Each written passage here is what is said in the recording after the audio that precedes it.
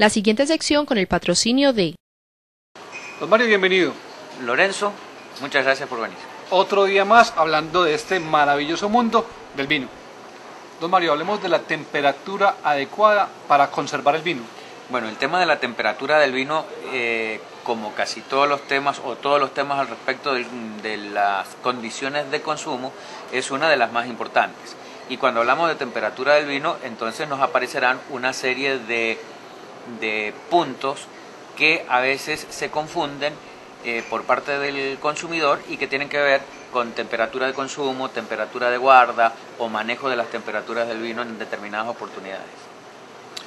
Un televidente, don Mario, quiere hacerle una pregunta. Claro, cómo no. Don Mario, ¿cuál es la temperatura adecuada para consumir el vino? Bueno, justamente en función del vino y el maridaje, que hay una importante relación entre las características del vino y la del plato que está acompañando, la temperatura también es un factor que no hay que dejar de tener en cuenta. Entonces, sobre todo aquí en estos climas que son bastante cálidos, diría yo, manejar bien la refrigeración del vino antes del consumo es un detalle que nos permite disfrutar de manera correcta de ese vino en función del plato que se está relacionando. La temperatura de consumo del vino tiene un rango bastante amplio que puede considerarse entre los 8 a los 19 grados dependiendo de qué tipo de vino sea. Entonces aquellos vinos blancos jóvenes y frescos están relacionados con temperaturas cercanas a los 8 o 9 grados.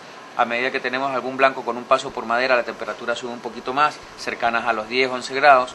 Cuando tenemos algunos vinos tintos muy jóvenes, la temperatura de consumo ideal está entre los 14 y los 16 grados.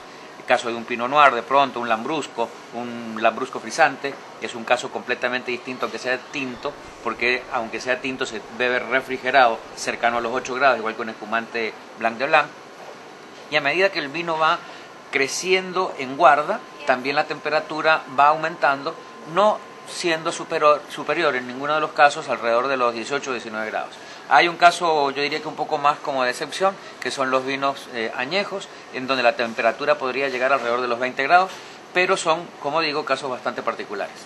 Cuando uno se excede al enfriar el vino, ¿qué sucede? Bueno, cuando nosotros enfriamos un vino de manera exagerada, lo que perdemos es la posibilidad de apreciar la carga aromática en su plenitud, porque entonces al disminuir la temperatura por debajo del punto correcto que permite el desprendimiento de la carga aromática, entonces vamos a encontrar un vino un poco más plano en aromas, siendo no una falla del vino, sino una falla en el servicio. Hemos enfriado el vino un poco por debajo, o estamos bebiendo el vino por debajo de la temperatura adecuada.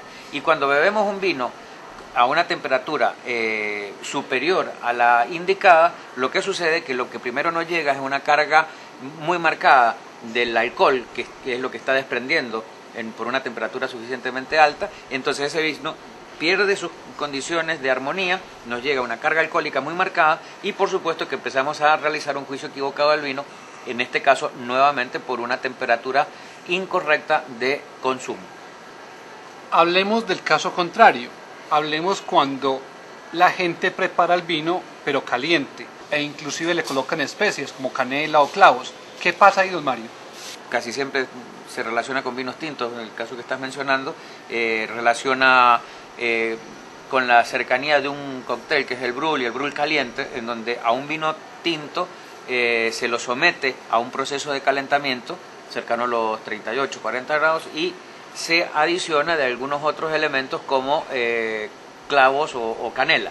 En este caso estamos hablando de una preparación en donde el vino es uno de los insumos, no estamos hablando del consumo del vino como tal en un servicio a la mesa. Mario, le agradezco mucho. Con mucho gusto y nos vemos en la semana próxima. Con todo el gusto. Con todo el gusto. Con todo el gusto.